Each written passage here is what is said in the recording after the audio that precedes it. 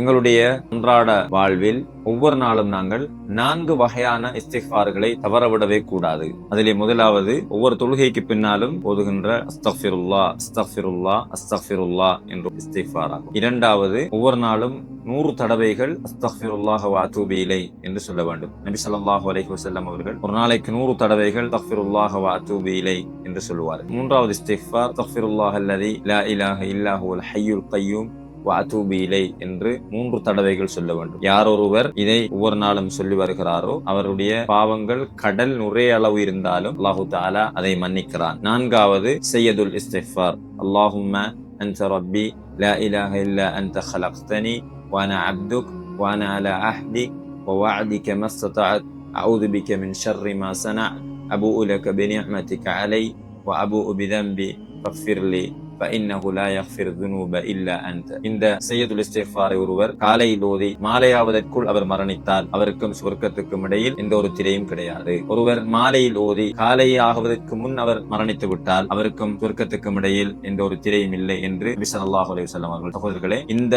4 சந்தர்ப்பங்களிலும் இஸ்திக்ஃபாரை நாங்கள் எங்களுடைய வாழ்க்கையில் தவறவிடக் கூடாது. இஸ்திக்ஃபார் செய்வோம், அல்லாஹ் தஆலா எங்களுடைய பாவங்களை மன்னிப்பான்.